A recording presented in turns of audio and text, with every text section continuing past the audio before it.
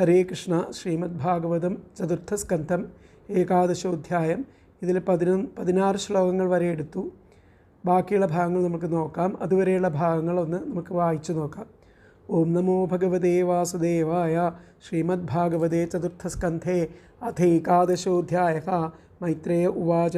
നിശമ്യഗതതാമേവ ഋഷീണാം ധനുഷി ധ്രുവഃ സന്ദധേസ്ത്രമുപസ്പൃശ്യേന്നാരായണനിർമ്മിതം സന്ധീയമാനേ തസ്മിൻ മായാഗുഹ്യകനിർമ്മിതാഃ ക്ഷിപ്രം വിനേശുർവിദുര ക്ലേശാജ്ഞാനോദയേ യഥാ തസ്യാർഷാസ്ത്രം ധനുഷി പ്രയുഞ്ജതഃ സുപർണപുംഖാഃ കളഹംസവാസസഃ വിനിസ്സൃതാ ആവിവിശുദ്വിഷദ്ബലം യഥാ വനം ഭീമരവാഹ ശിഖണ്ഡിനഃ തൈസ്തിഗ്മധാരൈഃ പ്രതനേ ശിലീമുഖൈരിതസ്തതഃ പുണ്യജനാ ഉപദ്രുതാ തമഭ്യധാവൻ കുപിതാ ഉദായുധാ സുപർണമുന്നദ്ധഫണാ ഇവാഹയഃ സ താൻ പൃഷത്കൈരഭിധാവതോ മൃധേ നികൃത്തബാഹൂരുശിരോധരോദരാൻ നിനായ ലോകം പരമർക്കമണ്ഡലം വ്രജന്തി നിർഭിദ്യമൂർധ്വരേതസഃ താൻ ഹന്യമാനാൻ അഭിവീക്ഷ്യ ഗുഹ്യകാനനാഗസശ്ചിത്ര രഥേന ഭൂരിശഃ ഔത്താനപാദിം കൃപയാ പിതാമഹോ മനുർജഗാദോപഗത സഹർഷിഭിഃ മനുരുവാച അലം വത്സാതിരോഷേണ തമോദ്വാരേണ പാപ്മനാത് യേന പുണ്യജനാനേതാൻ അവധീത് സ്തമനാഗസഃ നാസ്മത്കുലോചിതം താദാ കർമ്മൈദത് സദ്വിഗർഹിതം വധോ യദുപദേവാനാം ആരബ്ധസ്തേ ആകൃതേന സാം നന്വേഗസ്യാപരാധേന പ്രസംഗാത് ഭഗവോ ഹതാഃ ഭ്രാതൃവധാഭിതപ്തേന ത്വയാം ഗഭ്രാതൃവത്സല നായം മാർഗോ ഹി സാധൂനാം ഋഷീകേശാനുവർത്തിനാം യദാത്മാനം പരാഗൃഹ്യ പശുവദ്ഭൂതവൈശസം സർവഭൂതാത്മഭാവേന ഭൂതാവാസം ഹരിം ഭവാൻ ആരാധ്യാപദുരാരാധ്യം വിഷ്ണോസ്തൽപരമം പദം സത്വം ഹരേരനുധ്യാതസ്തൽപുംസാമപി സമ്മതഃ കഥം ത്വവദ്യം കൃതവാനനുശിക്ഷൻ സതാം വ്രതം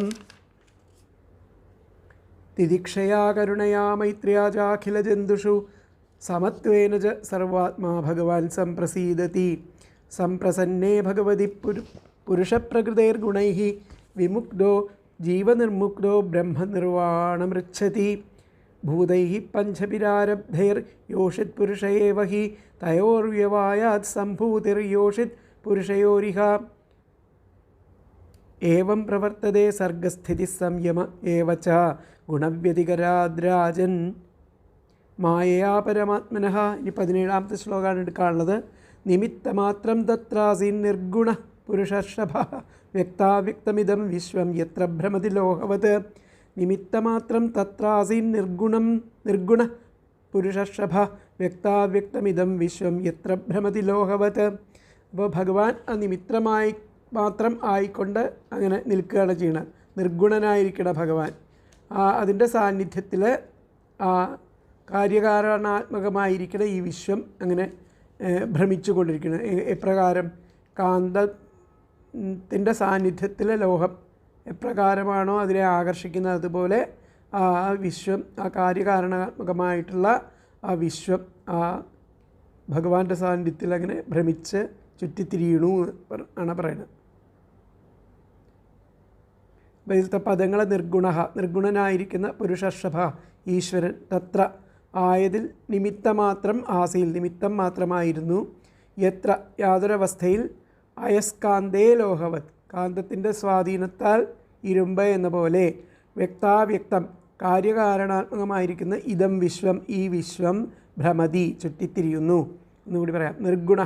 നിർഗുണനായിരിക്കുന്ന പുരുഷർഷഭ ഈശ്വരൻ, തത്ര ആയതിൽ നിമിത്തമാത്രം ആസീത് നിമിത്തം മാത്രമായി തീരുന്നു, യത്ര യാതൊരവസ്ഥയിൽ അയസ്കാന്തേ ലോഹവത് കാന്തത്തിൻ്റെ അസ്വാധീനത്താൽ ഇരുമ്പ് എന്ന പോലെ, വ്യക്താവ്യക്തം കാര്യകാരണാത്മകമായിരിക്കുന്ന ഇതം വിശ്വം ഈ വിശ്വം ഭ്രമതി ചുറ്റിത്തിരിയുന്നു. ഇതിലത്തെ അന്വയം വന്നിട്ട് നിർഗുണ പുരുഷർഷഭ തത്ര നിമിത്തമാത്രം ആസീത് യത്ര അയസ്കാന്തേ ലോഹവത് വ്യക്താവ്യക്തം ഇദം വിശ്വം ഭ്രമതി. എന്നുകൂടി പറയാം. നിർഗുണ പുരുഷർഷഭ തത്ര നിമിത്തമാത്രം ആസീത് യത്ര അയസ്കാന്തേ ലോഹവത് വ്യക്താവ്യക്തം ഇതം വിശ്വം ഭ്രമതി. നിർഗുണനായിരിക്കുന്ന ആ ഈശ്വരൻ ആയതിൽ നിമിത്തമാത്രം ആയിരുന്നു. അങ്ങനെ ആ യാതൊരവസ്ഥയിൽ ആ കാന്തത്തിൻ്റെ സ്വാധീനത്താൽ ആ ഇരുമ്പ് എന്ന പോലെ ഈ കാര്യകാരണാത്മകമായിരിക്കുന്ന ഈ വിശ്വം ഭ്രമതി ചുറ്റിത്തിരിയുന്നു എന്നാണ് പറയുന്നത്. അപ്പോൾ ഇവിടെ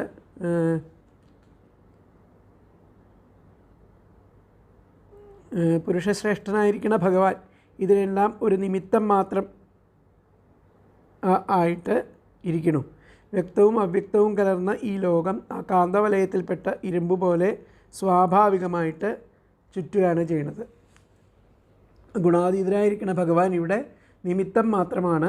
ഭഗവാൻ നിമിത്തമായിട്ട് നിലകൊള്ളുമ്പോൾ ആ കാര്യകാരണാത്മകമായിരിക്കുന്ന ഈ ജഗത്ത് മുഴുവൻ കാന്തത്തിൻ്റെ സാന്നിധ്യത്തിൽ ലോഹം എന്ന പോലെ സ്വയം ഭ്രമിക്കുന്നു എന്നാണ് പറയുന്നത്. അപ്പോൾ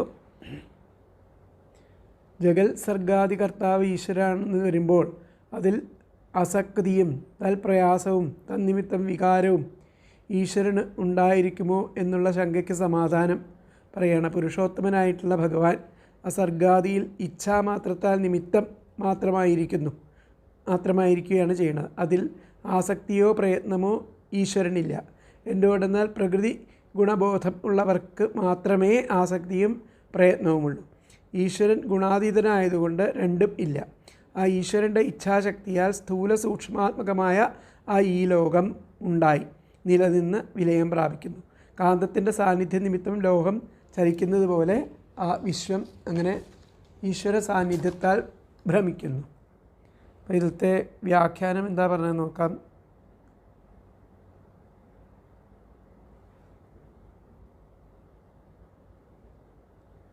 വ്യാഖ്യാനത്തിൽ തസ്മാത് ഹേ പുത്ര തമേവ ഹരിം സർവാത്മന ശരണം അല്ല എന്താ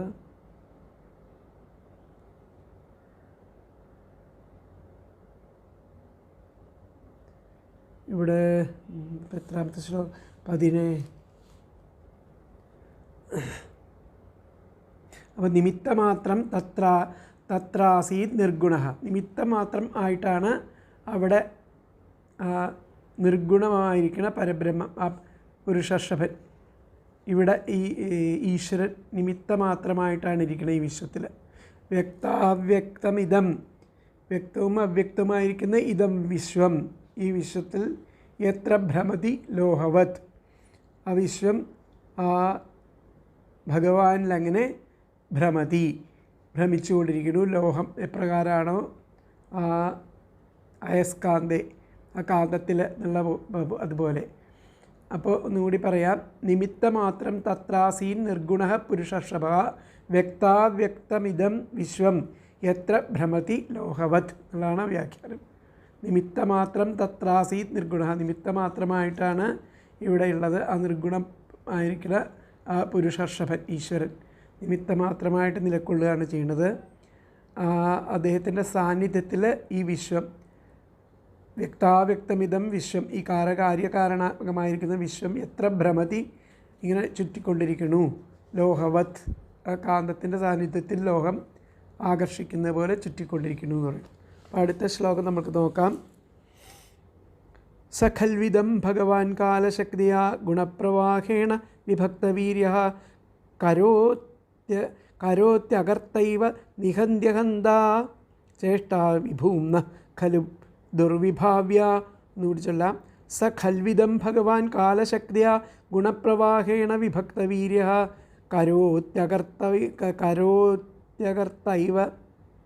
കരോത്യകർത്തൈവ നിഹന്ത്യഹന്താ ചേഷ്ടാ വിഭൂംന ഖലു ദുർവിഭാവ്യ. അത് കാലത്തിൻ്റെ ആ സ്വാധീനത്താൽ ഉണ്ടായിരിക്കുന്ന ആ ഗുണങ്ങളുടെ സംക്ഷോഭം കാരണം ക്ഷോഭം നിമിത്തം ആ വിഭജിക്കപ്പെട്ട ആ ഈശ്വരൻ ഇതിൽ ഒന്നും കർത്താവല്ലെങ്കിലും പ്രവർത്തിക്കുന്നു, ഹന്താവല്ലെങ്കിലും അതിനെ ഹനിക്കുകയും ചെയ്യുന്നു. സർവാത്മാവായിരിക്കുന്ന ഈശ്വരൻ്റെ ആ പ്രവർത്തന ശൈലി ചിന്താതീതം ആണ്. ദുർവിഭാവ്യവ ഖലു അതാണ് പറഞ്ഞിരിക്കുന്നത്. സ ഖൽവിദം ഭഗവാൻ കാലശക്തിയ, ആ കാലശക്തിയുടെ സാന്നിധ്യത്താൽ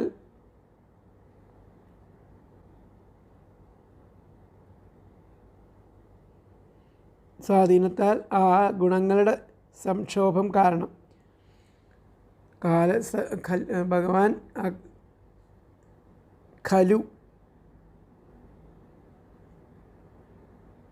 ഖൽവിദം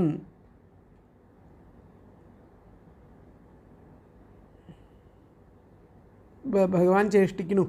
കാലശക്തി കൊണ്ട് ഗുണപ്രവാഹം, ആ ഗുണങ്ങളുടെ സംക്ഷോഭം കാരണം വിഭക്ത വീര്യ, ഇതിൽ വിഭജിക്കപ്പെട്ടിട്ട് ആ ഭഗവാൻ നിർഗുണനും സഗുണനുമായിരിക്കുന്ന ഭഗവാൻ അകർത്തൈവ ഇതിനൊന്നും ഖലു ഇതം, ഇതിനൊന്നും കർത്താവല്ലെങ്കിലും കർത്താവായിട്ട് പ്രവർത്തിക്കുന്നു. അതുപോലെ ഹന്താവല്ലെങ്കിലും ഹനിക്കുകയും ചെയ്യുന്നു. അങ്ങനെ ആ സർവാത്മാവായിരിക്കുന്ന ഈശ്വരൻ്റെ വിഭൂംനഃ ഖലു ദുർവിഭാവ്യ, ആ ഈശ്വരൻ്റെ ചേഷ്ടകൾ പ്രവർത്തന ശൈലി ദുർവിഭാവ്യ, ചിന്താതീതം ആണല്ലോ എന്നാണ് പറയുന്നത്. അപ്പോൾ ഇതിലത്തെ പദങ്ങൾ നോക്കാം.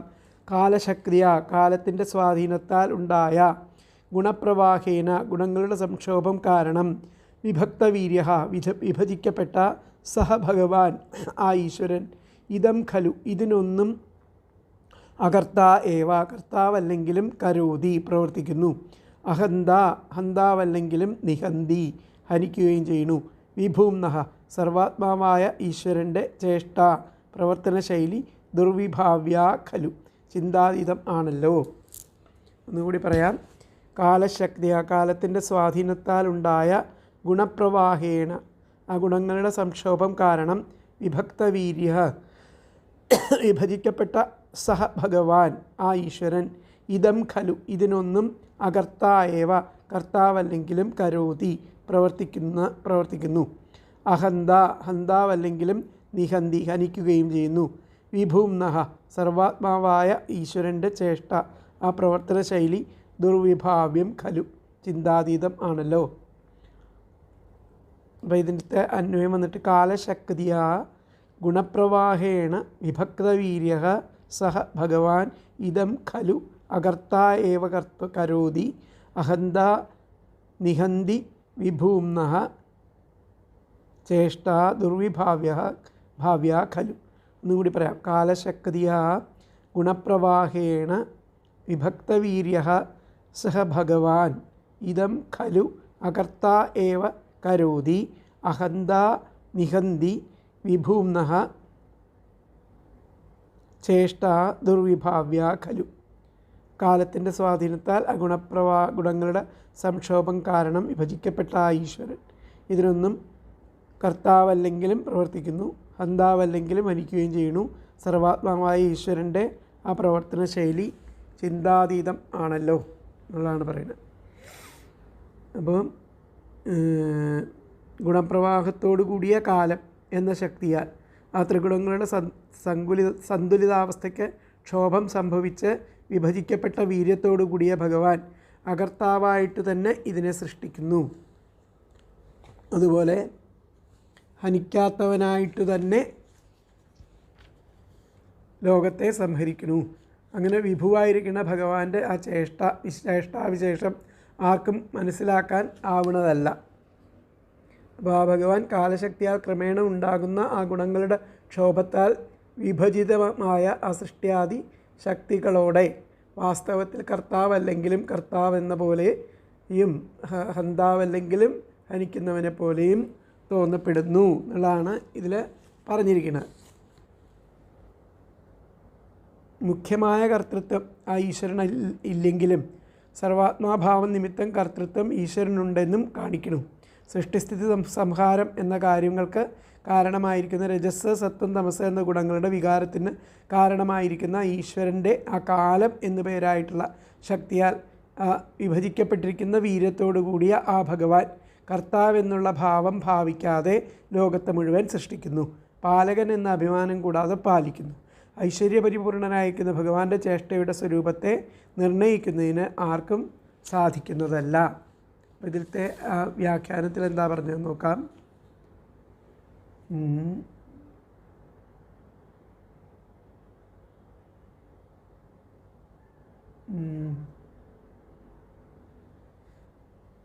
ഇവിടെ പറഞ്ഞത്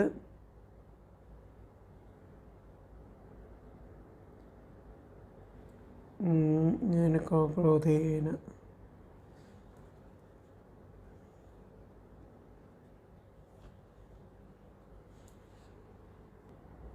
പറഞ്ഞിരിക്കുന്നത് ഇവിടെ പറഞ്ഞത് ഈശ്വരസ്തു നിമിത്തമാത്രം യസ്മിൻ നിമിത്തേ സതി. ഈശ്വരൻ നിമിത്തം മാത്രം ആണ് ഇവിടെ നിൽക്കുന്നത്. വിശ്വം വർത്തതേ, ആ ഈശ്വരൻ്റെ സാന്നിധ്യത്തിൽ ഈ വിശ്വം വർത്തിക്കണം. സ ഭഗവാൻ അകർത്തൈവ കരോതി, ആ ഭഗവാൻ അകർത്താവായിട്ടും പ്രവർത്തിക്കണം. അഹന്തേദം നിഹന്തി, ഹനിക്കപ്പെടാത്തവനാണെങ്കിലും അദ്ദേഹം നിഹന്തി ഹനിക്കണു, സംഹരിക്കണു നിങ്ങളാണ് പറഞ്ഞത്. ഇവിടെ പറയാം ഈശ്വരസ്തു നിമിത്തമാത്രം യസ്മിൻ നിമിത്തേ സതി വിശ്വം വർത്തതേ. സ ഭഗവാൻ അകർത്തൈവ കരോതി അഹന്തേദം നിഹന്തി തസ്യ കാലശക്തിർ അചിന്ത്യ. അപ്പം അങ്ങനെയുള്ള ആ ഭഗവാന്റെ കാലശക്തി അചിന്ത്യം ആണെന്നുള്ളതാണ് ഈ 3 വാക്യങ്ങളിലൂടെ പറഞ്ഞിരിക്കുന്നത്. ഈശ്വരസ്തു നിമിത്തമാത്രം യസ്മിൻ നിമിത്തേ സതി വിശ്വം വർത്തതേ. സ ഭഗവാൻ അകർത്തൈവ കരോതി അഹന്തേദം നിഹന്തി തസ്യ കാലശക്തിർ അചിന്ത്യ എന്നുള്ളതാണ് ശ്ലോകത്തിൽ പറയണം. അപ്പോൾ അടുത്ത ശ്ലോകം നമുക്ക് നോക്കാം. അടുത്ത ശ്ലോകം 19ാമത്തെ ശ്ലോകം. സോനന്ദോന്തകരകാലോനാദിരാദി കൃതവ്യയഃ ജനം ജനേന ജനയൻ മാരയൻ മൃത്യുനാന്തകം. സോനന്ദോന്തകരകാലോനാദിരാദി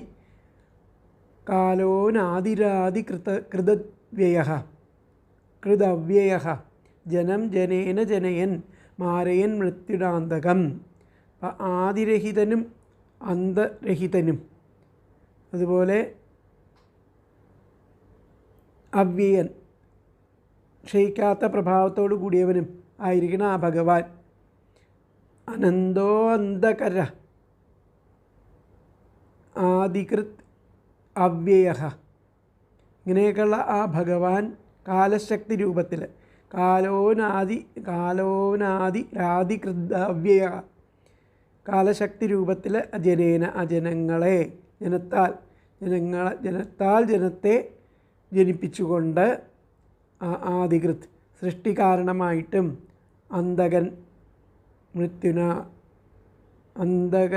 അന്തകനെ മൃത്യുവാൽ നിഗ്രഹിപ്പിച്ചും കൊണ്ട് അന്ധകരഹ അന്ധകനായിട്ടും പ്രവർത്തിക്കുന്നു. ഒന്നും കൂടി പറയാം.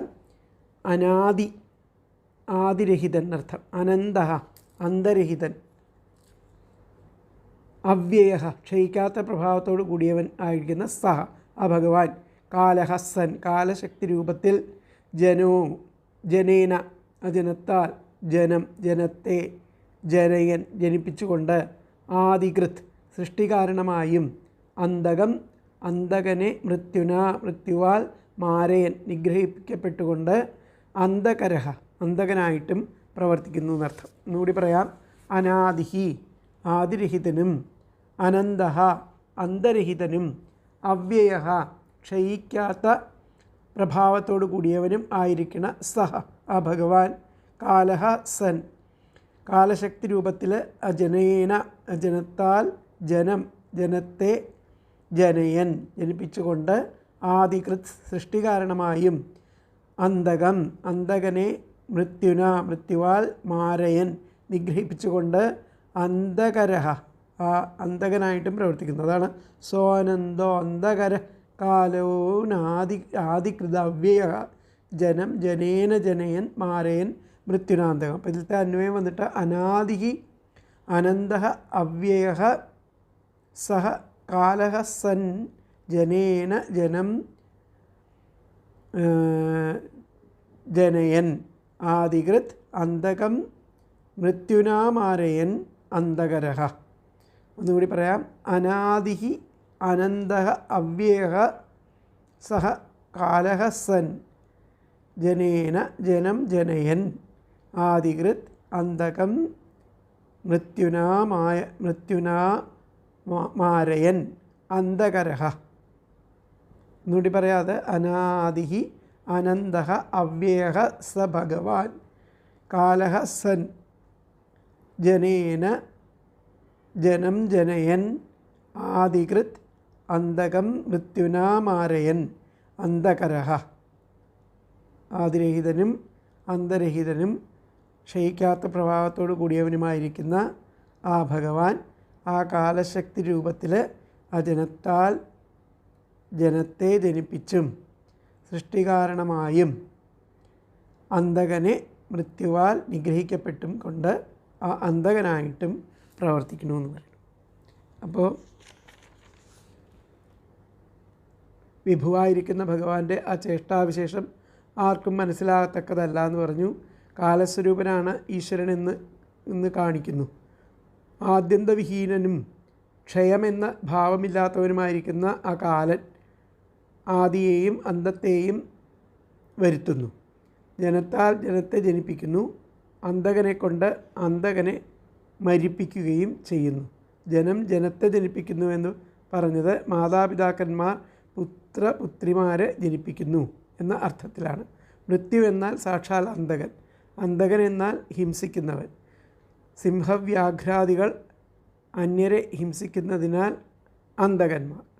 സാക്ഷാൽ അന്തകനെ കൊണ്ട് അവയെയും മൃത്യുവിന് ഇരയാക്കുന്നു. ഇപ്പോൾ ഇവിടെ പറഞ്ഞിരിക്കുന്നത് എന്താ? ആ ഭഗവാൻ കാലശക്തിയായി ക്രമേണ ഉണ്ടാകുന്ന അത് പറഞ്ഞു. പിന്നെ എന്താണ്?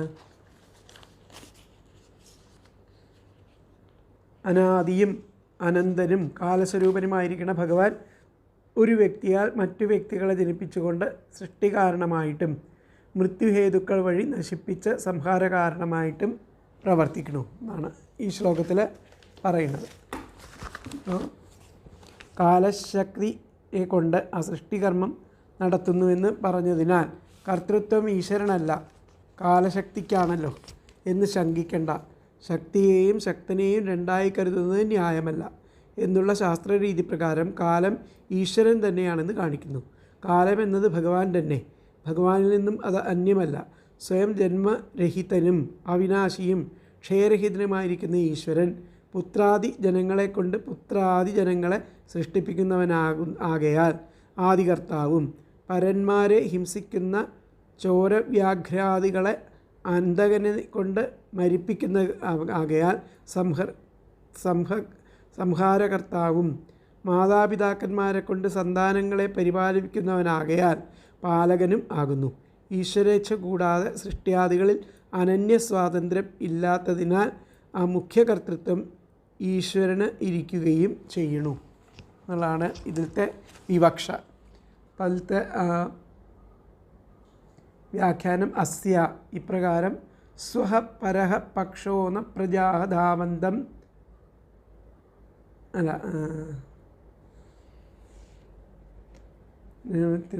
മാരേൻ സ്വയം ത്വനന്തോനാദിശ്ച അസ്യ സ്വഹ പരഹ പക്ഷോ ന പ്രജാ ധാവന്തം തമനുധാവന്തി.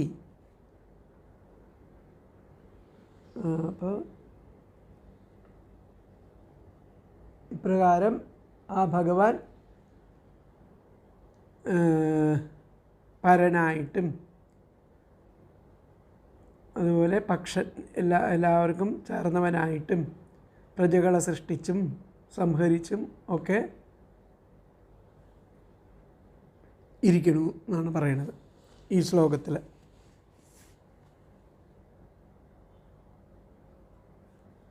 അപ്പോൾ അടുത്ത ശ്ലോകം നമുക്ക് നോക്കാം. അടുത്ത ശ്ലോകം വന്നിട്ട് 20ാമത്തെ ശ്ലോകം.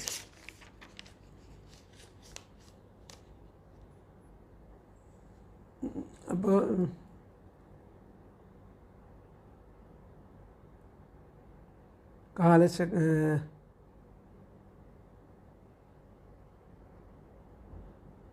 ഇവിടെ ഇത്രയെല്ലാം പറഞ്ഞതിൻ്റെ ഉദ്ദേശം പലതാണ്. ഒന്നാമതായിട്ട് ആ ഈശ്വരേച്ഛ പോലെ എല്ലാ കാര്യങ്ങളും നടക്കുള്ളൂ. ഈശ്വരേച്ഛ പോലെ എല്ലാ കാര്യങ്ങളും നടക്കൂ. ഉത്തമനെ യക്ഷൻ നിഗ്രഹിച്ചത് അപ്രകാരമാണ്. ആ യക്ഷനെ കാലസ്വരൂപനായിരിക്കുന്ന ഈശ്വരൻ തന്നെ അറുതി വരുത്തും. 11 അല്ല, ആ യക്ഷനെ ഇപ്പോൾ ധ്രുവൻ ആയിട്ട് ആ യക്ഷനെ കൊല്ലേണ്ട കാര്യമില്ല എന്നുള്ളതാണ്. ആ യക്ഷനെ കാലസ്വരൂപനായിരിക്കുന്ന ഈശ്വരൻ തന്നെ അറുതി വരുത്തും. പിന്നൊന്ന് എന്തെന്നാൽ ആ ഈശ്വരൻ സൃഷ്ടിച്ചതിനെ നശിപ്പിക്കുവാനുള്ള സംവിധാനവും ആ കാലശക്തിയിൽ ഉണ്ടായിരിക്കുന്നു. അങ്ങനെ നാം അതിന് മുതിരേണ്ട ആവശ്യമില്ല എന്നാണ് പറയുന്നത്. അവർ താനേ നശിച്ചുകൊള്ളും. ധ്രുവൻ്റെ കലുഷമായിരിക്കുന്ന മനസ്സിനെ ആത്മജ്ഞാനം കൊണ്ട് ശുദ്ധീകരിക്കുകയാണ് ആ മനുവിൻ്റെ ലക്ഷ്യം. അല്ലാത്ത പക്ഷം ഭഗവാൻ അനുഗ്രഹിച്ചരുളിയിരിക്കുന്ന അത്യുത്കൃഷ്ട പദവി നഷ്ടപ്പെടാൻ സാധ്യതയുണ്ട്. അപ്പോൾ ക്ലേശ ജ്ഞാനോദയേ യഥ എന്ന് മറ്റൊരു പ്രകരണത്തിൽ മേലെ ആ ശ്ലോകത്തിൽ പറഞ്ഞിട്ട് രാഗാദി ക്ലേശങ്ങൾ സഹിക്കുന്ന ധ്രുവന് ജ്ഞാനോദയം ഉണ്ടാക്കുക എന്നതാണ് ഇവിടെ ചെയ്യുന്നത്. അപ്പോൾ 20ാമത്തെ ശ്ലോകം നോക്കാം. ന വൈ സ്വപക്ഷോസ്യ വിപക്ഷ ഏവ വാ പരസ്യ മൃത്യോർവിശദസമം പ്രജാ തം ധാവമാനമനുധാവന്ത്യ അനീശാ യഥാ രജാംസ്യനിലം ഭൂതസംഖാഃ.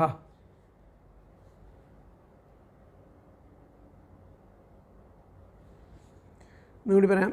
സ വൈ സ്വപക്ഷോസ്യ വിപക്ഷ ഏവ വാ പരസ്യ മൃത്യോർവിശദഃ സമം പ്രജാ തം ധാവമാനം അനുധാവന്ത്യനീശാ യഥാ രജാംസ്യനിലം ഭൂതസംഖാഃ. ആ ജീവജാലങ്ങളെ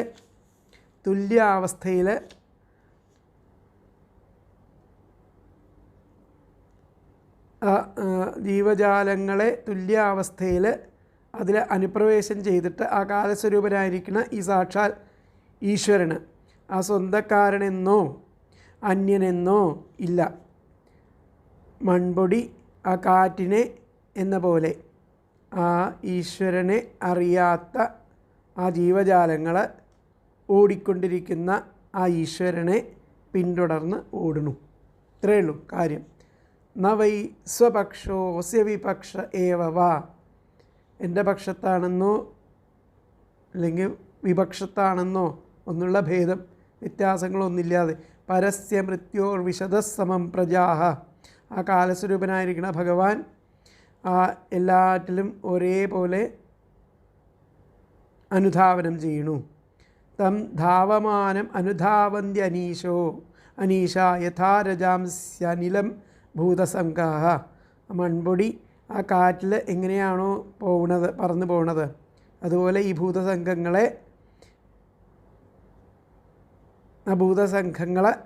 ആ ഭഗവാൻ അനുസരിച്ചിട്ട് ഓടിക്കൊണ്ടിരിക്കുന്നു. ഈശ്വരനെ പിന്തുടർന്ന് ഓടണു എന്നാണ് പറയണത്. അപ്പോൾ നോക്കാം നമുക്ക് അതിൻ്റെ പദങ്ങൾ. പ്രജാഹ, ആ ജീവജാലങ്ങളെ സമം തുല്യാവസ്ഥയിൽ വിശദഃ അനുപ്രവേശം ചെയ്ത് മൃത്യോഹോ ആ കാലസ്വരൂപനായിരിക്കുന്ന അസ്യ പരസ്യ ഈ സാക്ഷാൽ ഈശ്വരന് സ്വപക്ഷ സ്വന്തക്കാരനെന്നോ വിപക്ഷ ഏവ വാ അന്യനെന്നോ ന വൈ ഇല്ല തന്നെ. രജാംസി മൺപൊടി അനിലം കാറ്റിനെ യഥാ എന്ന പോലെ മൺപൊടി കാറ്റിനെ എന്ന പോലെ അനീശാഹ ഈശ്വരനെ അറിയാത്ത ഭൂതസംഖാഃ ആ ജീവജാലങ്ങൾ ധാവമാനം ഓടിക്കൊണ്ടേയിരിക്കുന്നു. തം ആ ഈശ്വരനെ അനുധാവന്തി പിന്തുടർന്നുകൊണ്ട് ഓടുന്നു എന്നർത്ഥം. ഒന്നുകൂടി പറയാം. പ്രജാഹ ആ ജീവജാലങ്ങളെ സമം തുല്യാവസ്ഥയിൽ വിശതഃ അനുപ്രവേശം ചെയ്ത് മൃത്യോഹോ കാലസ്വരൂപനായിരിക്കുന്ന അസ്യ പരസ്യ ആ സാക്ഷാൽ ഈശ്വരന് സ്വപക്ഷ സ്വന്തക്കാരനെന്നോ വിപക്ഷ ഏവ വാ അന്യനെന്നോ ന വൈ ഇല്ല തന്നെ. അതാണ് ഇവിടെ പറഞ്ഞിരിക്കുന്നത്. അസ്യ ആ ഭഗവാന് സ്വഹ സ്വന്തമെന്നോ അല്ലെങ്കിൽ അന്യനെന്നോ പക്ഷത്തിലുള്ള ആളെന്നോ ഒന്നുള്ള യാതൊന്നുമില്ലാതെ ആണ് ധാവന്തം ആ ജീവജാലങ്ങളും ആ ഭഗവാനെ പിന്തുടർന്ന് അങ്ങനെ സഞ്ചരിച്ചു കൊണ്ടിരിക്കണം എന്നർത്ഥം. ധാവന്തം തം അനുധാവന്തി എന്ന് പറഞ്ഞു. അപ്പോൾ ജീവജാലങ്ങളെ അപ്പോൾ നമുക്ക് ഇതിലത്തെ പദങ്ങൾ നോക്കാം. പ്രജാഹ ആ ജീവജാലങ്ങളെ സമം തുല്യാവസ്ഥയിൽ വിശദഃ അനുപ്രവേശം ചെയ്ത മൃത്യോഹോ കാലസ്വരൂപനായിരിക്കുന്ന അസ്യ പരസ്യ ആ സാക്ഷാൽ ഈശ്വരന് സ്വപക്ഷ സ്വന്തക്കാരനെന്നോ വിപക്ഷം ഏവവാ അന്യനെന്നോ ന വൈ ഇല്ല തന്നെ. രജാംസി മൺപൊടി, അനിലം കാറ്റിനെ, യഥാ എന്ന പോലെ, അനീശാഹ ഈശ്വരനെ അറിയാത്ത ഭൂത സംഘ ആ ജീവജാലങ്ങൾ ധാവമാനം ഓടിക്കൊണ്ടേയിരിക്കുന്നു. തം ആ ഈശ്വരനെ അനുധാവന്തി പിന്തുടർന്ന് ഓടുന്നു.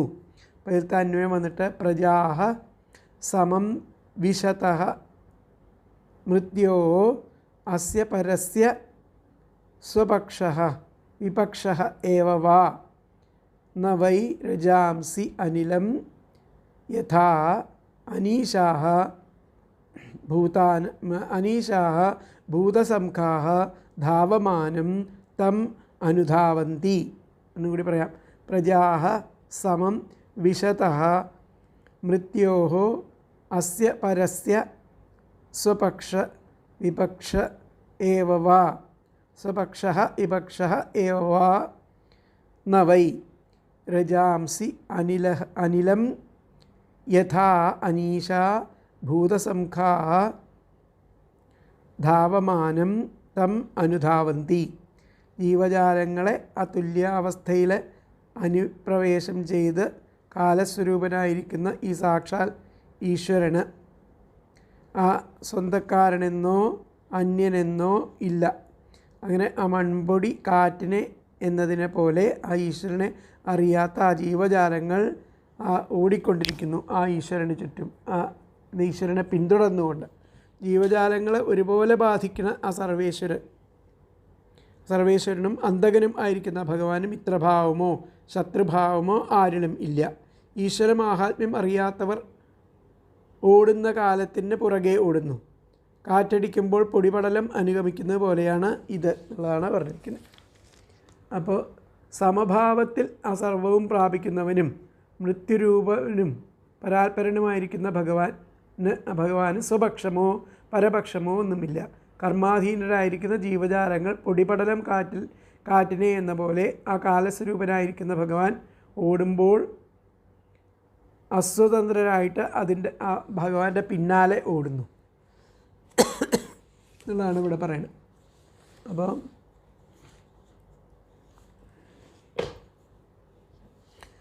സൃഷ്ടിയാദി കർത്തൃത്വം ആ ഈശ്വരൻ തന്നെയെന്ന് വന്നപ്പോൾ സൃഷ്ടിയിൽ കാണപ്പെടുന്ന ഉച്ചനീചാവസ്ഥ അതിന് ഈശ്വരൻ കാരണമാണെന്ന് വരുന്നു. ഒരുവനെ നല്ല സ്ഥിതിയിലും മറ്റൊരുവനെ താണ നിലയിലും ഒക്കെ ആക്കുന്നത് കൊണ്ട് ഈശ്വരന് പക്ഷഭേദം ഉണ്ടെന്നൊന്നും ആർക്കും വിശ്വസിക്കാൻ പറ്റില്ല, ശങ്കിക്കാൻ പറ്റില്ല. ഈശ്വരന് വിഷയഭാവം ഇല്ല. ഒരുവൻ സ്വകീയനെന്നോ മറ്റൊരുവൻ ശത്രുവെന്നോ വിചാരം ഇല്ല. അതുകൊണ്ട് ആ കാലസ്വരൂപനും സംഹാരകർത്താവുമായിരിക്കുന്ന ഈശ്വരൻ എല്ലാ പ്രജകളെയും ഒരുപോലെ ബാധിക്കുന്നു. അങ്ങനെ പ്രാണികളിൽ കാണപ്പെടുന്ന ആ ഫലവൈഷമ്യത്തിന് അവരുടെ കർമ്മം തന്നെയാണ് കാരണം. സർവനിയന്താതാവും ആ സർവകർമ്മഫലദാതാവും ആയിരിക്കുന്ന ഈശ്വരൻ സകല പ്രാണികൾക്കും അവരുടെ കർമാനുസരണം ആ സുഖദുഃഖ ഫലങ്ങളെ നൽകുന്നു. ആ ഫലത്തെ അവർ അനുഭവിക്കുന്നു. അവർക്ക് സ്വാതന്ത്ര്യം ഇല്ല. കാറ്റിൻ്റെ ശക്തിയെ അനുസരിച്ച് പൊടികൾ പറക്കുന്നത് പോലെ കാറ്റിൽ പറക്കുന്ന ആ സാധനങ്ങളിൽ ഘനമേറിയ ഒരു സാധനം അധികം ദൂരെ പോകാതെ അരികത്ത് തന്നെ വീഴും. ആ ഘനം കുറഞ്ഞത് ദൂരത്ത് പോയി വീഴും. ഇതിനെല്ലാം കാരണം വസ്തുനിഷ്ഠമായിരിക്കുന്ന ഘനവും ലാഘവും തന്നെ. അതുപോലെ ആ പ്രാണിവർഗവും ചിലർ അധികകാലം ജീവിച്ചിരിക്കും. അത് അവരുടെ കർമ്മശക്തി നിമിത്തം. ഇങ്ങനെ എല്ലാവിധ വൈവിധ്യത്തിനും പ്രാണികർമ്മം തന്നെയാണ് കാരണം. ഈശ്വരൻ അതാതു കർമ്മങ്ങൾക്ക് ഉചിതമായിരിക്കുന്ന ഫലത്തെ ദാനം ചെയ്യുന്നവൻ എന്ന് മാത്രം. അതിനാൽ ഈശ്വരനിൽ വിഷമഭാവം ഇല്ലെന്ന് ആണ് ഇവിടെ സാരമായിട്ട് പറയുന്നത്.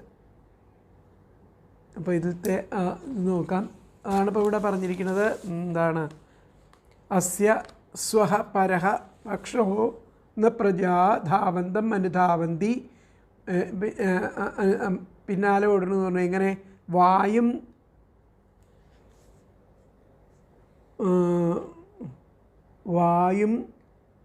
ധാവന്തമനുധ അനുരജാംസീവ. ധാവന്തമനുരജാംസീവ. വായു എപ്രകാരം ആണോ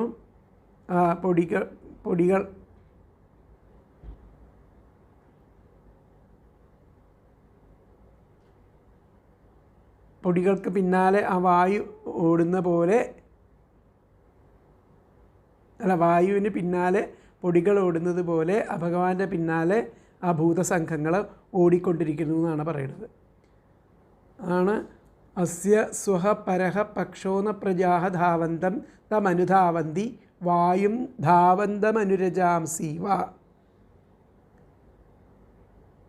വായുവിനെ അനുകൂലിച്ച് ആ രജസ് പൊടിപടലം അങ്ങനെ പറക്കുന്നത് പോലെ. അതാണ് അതിലത്തെ ആ വ്യാഖ്യാനം വന്നിട്ട്. അപ്പം കാറ്റിൽ പാറണ വസ്തുക്കൾ അവയുടെ ആ ഘനാഘനങ്ങൾക്കനുസരിച്ച് ചലിക്കും. പലയിടത്തും വീഴും. കാറ്റിന് അതിൽ യാതൊരു പങ്കുമില്ല. അപ്രകാരം കാലത്തെ അനുഗമിക്കണ ആജ്ഞന്മാർക്ക് അവരവരുടെ കർമ്മഫലം ലഭിക്കുന്നു എന്നതല്ലാതെ ആ കാലസ്വരൂപനായിരിക്കുന്ന ഈശ്വരന് അതിൽ യാതൊരു ഉത്തരവാദിത്വവും ഇല്ല എന്നുള്ളതാണ് ഇവിടെ പറയുന്നത്. അപ്പോൾ അടുത്ത ശ്ലോകം നോക്കാം. 21. ആയുഷോപചയം ജന്തോസ്തഥൈവോപചയം വിഭുഃ ഉഭാഭ്യാം രഹിതഃ സ്വസ്ഥോ ദുസ്ഥസ്യ വിദധാത്യസൗ. എന്നുകൂടി ചൊല്ലാം. ആയുഷോപചയം ജന്തോസ്തഥൈവോപചയം വിഭുഃ ഉഭാഭ്യാം രഹിതഃ സ്വസ്ഥോ ദുസ്ഥസ്യ വിദധാത്യസൗ. ഈ രണ്ടിൽ നിന്നും വിമുക്തനായിട്ട് സ്വതന്ത്രനായിട്ടുള്ള ആ സർവേശ്വരൻ, ആ കർമ്മ വ്യാപൃതനായിരിക്കുന്ന ജീവന് ആയുസ്സിൻ്റെ ആ ക്ഷയവും അതുപോലെ വളർച്ചയും ഒക്കെ ഉണ്ടാക്കി കൊടുക്കണം. ഉഭാഭ്യാം ഈ രണ്ടിൽ നിന്നും രഹിത വിമുക്തനായിട്ടുള്ള സ്വസ്ഥ സ്വതന്ത്രനായിരിക്കുന്ന അസൗ വിഭു ഈ സർവേശ്വരൻ.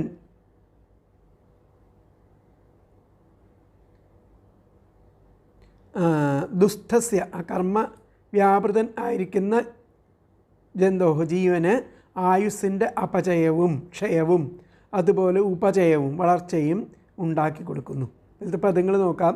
ഉഭഭ്യാം ഈ രണ്ടിൽ നിന്നും രഹിത വിമുക്തനായും സ്വസ്ഥ സ്വതന്ത്രനായിട്ടും ഉള്ള അസൗ വിഭും ആ സർവേശ്വരൻ ദുസ്ഥസ്യ കർമ്മവ്യാപൃതനായ ജന്തോഹോ ജീവന് ആയുഷ ആയുസ്സിൻ്റെ അപചയം ക്ഷയവും തഥാ ഏവം അതുപോലെ ഉപചയം വളർച്ചയും വിദധാതി ഉണ്ടാക്കുന്നു. എന്നുകൂടി പറയാം. ഉഭാഭ്യാം ഈ രണ്ടിൽ നിന്നും രഹിത വിമുക്തനായും സ്വസ്ഥ സ്വതന്ത്രനായും ഉള്ള അസൗ വിഭു ഈ സർവേശ്വരൻ ആ ദുസ്ഥസ്യ കർമ്മവ്യാപൃതനായിരിക്കുന്ന ജന്തോഹ ജീവന് ആയുഷ ആയുസ്സിൻ്റെ അപചയം ക്ഷയം തഥാ ഏവ അതുപോലെ ഉപചയം വളർച്ചയും വിദധാതി ഉണ്ടാക്കുന്നു. അതിൽ തന്നെ വന്നിട്ട് ഉഭാഭ്യാം രഹിത സ്വസ്ഥ അസൗ വിഭു ദുസ്ഥസ്യ ജന്തോഹോ ആയുഷ അപചയം തഥാ ഏവ ഉപചയം വിദധാതി. എന്നുകൂടി പറയാം. ഉഭാഭ്യാം രഹിത സ്വസ്ഥ അസൗ വിഭു ദുസ്ഥസ്യ ജന്തോഹോ ആയുഷ അപചയം തഥാ ഏവ ഉപചയം വിദധാതി. ഈ രണ്ടിൽ നിന്നും വിമുക്തനായും സ്വതന്ത്രനും ആയിട്ടുള്ള ആ സർവേശ്വരൻ ആ കർമ്മവ്യാപൃതനായിരിക്കുന്ന ജീവന് ആയുസ്സിൻ്റെ ക്ഷയവും അതുപോലെ ഉപചയവും വളർച്ചയും ഉണ്ടാക്കുന്നു. അപ്പോൾ ക്ഷയവൃദ്ധികൾക്ക് അതീതനും സർവശക്തനും സ്വസ്ഥനും ആയിരിക്കുന്ന ഈശ്വരൻ ദുരവസ്ഥയിലിരിക്കുന്ന ആ ജീവജാലങ്ങൾക്ക് ആയുസ്സിൻ്റെ ക്ഷയവൃദ്ധികൾ ഉണ്ടാക്കി കൊടുക്കുന്നു എന്നാണ് പറയുന്നത്. ആയുസ്സിൻ്റെ ക്ഷയത്തെയും വൃദ്ധിയെയും ഈ രണ്ടും ഇല്ലാത്ത ആത്മാരാമനായിരിക്കുന്ന ഭഗവാൻ കർമാധീനരായി ജീവികൾക്ക് ഉണ്ടാക്കി തീർക്കുകയാണ് ഇവിടെ ചെയ്യണത്.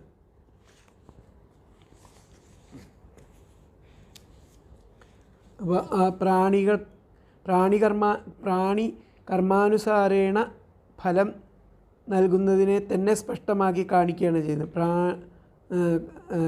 കർമ്മത്തിന് അധീനനായതുകൊണ്ട് സ്വർഗാദി നരകാദി ലോകങ്ങളിൽ ഗമിക്കുന്ന ആ ജന്തുവിന് ഭഗവാൻ അവൻ്റെ കർമ്മത്തെ അനുസരിച്ചിട്ട് ദേവാദി യോനികളിൽ പ്രാപിക്കുന്നതായാൽ ആയുസ്സിൻ്റെ അഭിവൃദ്ധിയെയും കീടാദി യോനികളിൽ തള്ളിവിടുന്ന പക്ഷം ആയുസ്സിൻ്റെ ക്ഷയത്തെയും നൽകുന്നു. അങ്ങനെ ഈശ്വരനാകട്ടെ സ്വരൂപാനന്ദത്തിൽ തന്നെ ഇരിക്കുന്നതിനാൽ ആ വൃദ്ധിക്ഷയങ്ങൾ കൂടാതെ നിർവികാരനും ആയിട്ടും ഇരിക്കുന്നു. ഈശ്വരൻ ഇതിൽ നിന്നൊക്കെ അപ്പുറത്താണ് ഇരിക്കുന്നത്. അപ്പോൾ അതിലത്തെ ആ വ്യാഖ്യാനം എന്താ പറഞ്ഞത് നോക്കാം.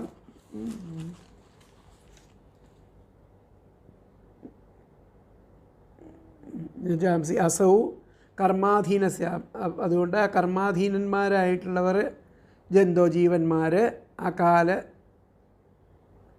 അകാല മൃത്യുത, അവർക്ക് ചിലപ്പോൾ അകാല മൃത്യുവൊക്കെ ഉണ്ടായിന്ന് വരാം. കാലമൃത്യുശ്ച, ചിലർക്ക് കാലം കൂടുമ്പം മാത്രം മൃത്യു ഉണ്ടാവണു, അവർക്ക് രക്ഷ കിട്ടണു. ഇതൊക്കെ ആ കർമ്മഫലത്തിനനുസരിച്ചിട്ടാണ് ഓരോ ജീവന്മാർക്കും ഉണ്ടാവുന്നത്. ഇതിലൊന്നും ആ ഭഗവാന് യാതൊരു വിധത്തിലുള്ള ഉത്തരവാദിത്വവും ഇല്ല. അസൗ കർമാധീനസ്യ ജന്തോർ അകാലമൃത്യുതഃ കാലമൃത്യുതശ്ച രക്ഷാം വിദധാതി. കാലമൃത്യുവിനെയും അകാലമൃത്യുവിനെയൊക്കെ ഭഗവാൻ ആണ് ഉണ്ടാക്കി കൊടുക്കുന്നത്. ആ കർമ്മത്തിൻ്റെ അധീനമായിട്ടുള്ള ജീവന് ആ ഫലത്തിനനുസരിച്ചുള്ള അകാലമൃത്യുവിനെയും കാലമൃത്യുവിനെയൊക്കെ ഭഗവാനാണ് കൊടുക്കുന്നത്. അസൗ കർമാധീനസ്യ ജന്തോർ അകാലമൃത്യുതഃ കാലമൃത്യുതശ്ച രക്ഷാം വിദധാതി എന്നാണ് ഇവിടെ പറയുന്നത്. അടുത്ത ശ്ലോകം നോക്കാം നമുക്ക്. 22-ാമത്തെ.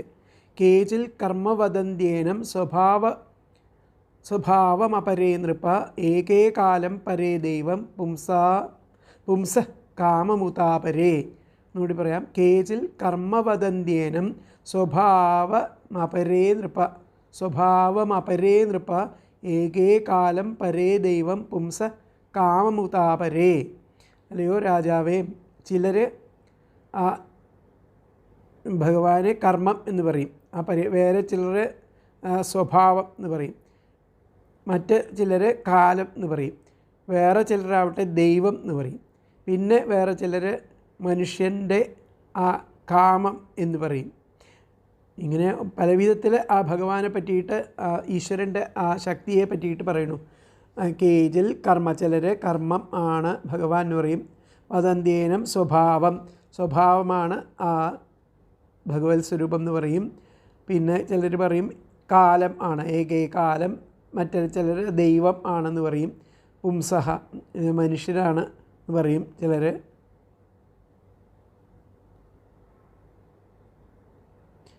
പറയും അത് കാമം എന്നൊക്കെ പറയും എന്നാണ് പറയുന്നത്. കേജിൽ കർമ്മ വദന്ത്യേനം സ്വഭാവം അപരേ നൃപ ഏകേ കാലം പരേ ദൈവം പുംസ കാമമുതാപരേ. അപ്പോൾ ഹേ നൃപ, അല്ലയോ രാജൻ, കേജിൽ ചിലർ, ഏനം ഇദ്ദേഹത്തെ, കർമ്മമെന്നും, അപരേ വേറെ ചിലർ, സ്വഭാവമെന്നും, ഏകേ മറ്റൊരുവൻ, കാലം എന്നും, പരേ മറ്റു ചിലർ, ദൈവമെന്നും, അപരേ പിന്നെ മറ്റു ചിലർ, പുംസ മനുഷ്യൻ്റെ കാമമെന്നും, മനുഷ്യൻ്റെ ആഗ്രഹം ഉണ്ട് എന്നുള്ളത് പറയുന്നു. ആ മനുഷ്യൻ്റെ ആഗ്രഹം എന്ന് പറയുന്നതും ആ ഈശ്വരേച്ഛ അതേപ്പറ്റി തന്നെയാണെന്ന് പറയുന്നു. വദന്തി പറയുന്നു, ഇപ്രകാരം പറയുന്നു എന്നർത്ഥം. അപ്പോൾ ഒന്നുകൂടി പറയാത്ത പദങ്ങൾ. ഹേ നൃപ, അല്ലയോ രാജൻ, കേജിൽ ചിലർ, ഏനം ഇദ്ദേഹത്തെ, കർമ്മമെന്നും, അപരേ വേറെ ചിലർ, സ്വഭാവമെന്നും, ഏകേ മറ്റൊരുവൻ, കാലമെന്നും, പരേ മറ്റു ചിലർ, ദൈവമെന്നും, അപരേ വേറെ മറ്റു ചിലർ, പുംസ മനുഷ്യൻ്റെ കാമം എന്നും വദന്തി പറയുന്നു. അതിൽ തന്നെ വന്നിട്ട് ഹേ നൃപ, കേചിൽ ഏനം കർമ്മ അപരേ സ്വഭാവം ഏകേ കാലം പരേ ദൈവം അപരേ പുംസഃ കാമം വദന്തി. കൂടി പറയാം. ഹേ നൃപ, കേജിൽ ഏനം കർമ്മ അപരേ സ്വഭാവം ഏകേ കാലം പരേ ദൈവം ഉത അപരേ പുംസഃ കാമം വദന്തി. അല്ലയോ രാജൻ, ചിലർ ഇദ്ദേഹത്തെ കർമ്മമെന്നും വേറെ ചിലർ സ്വഭാവമെന്നും മറ്റൊരുവൻ കാലമെന്നും മറ്റു ചിലർ ദൈവമെന്നും പിന്നെ മറ്റു ചിലർ വേറെ ചിലരെ എന്ത് പറയുന്നു, മനുഷ്യൻ്റെ കാമം എന്നും ഒക്കെ പറയുന്നു. ചിലർ ഈശ്വരനെ കർമ്മമെന്നും മറ്റു ചിലർ സ്വഭാവമെന്നും വേറെ ചിലർ കാലമെന്നും വിശേഷിപ്പിക്കുന്നു. ദൈവമെന്നും ഭഗവാന്റെ ഇച്ഛയെന്നും ഒക്കെ പറയുന്നവരുണ്ട്. അപ്പോൾ ഇവിടെ പറഞ്ഞിരിക്കുന്ന ചിലർ ഈശ്വരനെ കർമ്മം എന്ന് പറയുന്നു, ചിലർ സ്വഭാവം എന്ന് പറയുന്നു, ചിലർ കാലം എന്ന് പറയുന്നു, ദൈവം എന്ന് പറയുന്നു, ചിലർ വെറും പുരുഷൻ്റെ കാമം എന്നും ഒക്കെ പറയുന്നു എന്നാണ് ഇതിൽ പറയണത്. അപ്പോൾ അങ്ങനെയാണെങ്കിൽ ആ നാനാവിധവാദത്തിന് കാരണം എന്തെന്ന് കാണിക്കുകയാണ്. ഈശ്വരൻ തന്നെ ബഹുരൂപനായിരിക്കുന്നതിനാൽ ഓരോരുത്തർ നാമരൂപഭേദങ്ങളെ ആശ്രയിച്ചിട്ട് ബഹുവാദം ചെയ്യണം. വസ്തുഭേദം ഇല്ല എന്നുറപ്പിക്കണം. മീമാംസകർ ഈശ്വരനെ തന്നെ കർമ്മം എന്ന നാമധേയത്താൽ വ്യവഹരിക്കുന്നു. നിരീശ്വരവാദികൾ സ്വഭാവം എന്ന് പറയുന്നു. പൗരാണികന്മാർ കാലം എന്നാണ് പറയുന്നത്. ജ്യോതിശാസ്ത്രജ്ഞന്മാർ ഗ്രഹാദി ദേവകളായിട്ട് പറയുന്നു. വാത്സ്യായനൻ മുതലായവർ പുരുഷൻ്റെ കാമം കാരണം എന്ന് പറയുന്നു. ഇവർ പറയുന്ന ആ നാമരൂപങ്ങളെല്ലാം ഭേദിച്ചിരിക്കുന്നതല്ലാതെ ജഡങ്ങളായിരിക്കുന്ന ഇവയ്ക്കൊന്നിനും സ്വതവേ കർത്തൃത്വം ഇല്ല. അപ്പോൾ പ്രത്യേകം ഓരോന്നിനെ ഹേതുവായി പറയുന്നു. അവരുടെ മത എന്ന് മാത്രമേ അതിനെ പറഞ്ഞുകൂടൂ. ഹേ രാജൻ, സർവശക്തനായിരിക്കുന്ന ഈശ്വരൻ്റെ സാന്നിധ്യം കൂടാതെ ഒന്നും തന്നെ ചലിക്കുക പോലും ഇല്ലെന്ന് അങ്ങക്ക് അറിയാമല്ലോ എന്നുള്ളതാണ് ആ ശ്ലോകത്തിൻ്റെ അർത്ഥം. അപ്പോൾ അതിലത്തെ വ്യാഖ്യാനം വന്നിട്ട് കേജിൽ കർമ്മ, കേജിൽ സ്വഭാവം, കേജിൽ കാലം, കേജിൽ കാമം വദന്തി. അത്ര തന്നെ പറയുന്നു.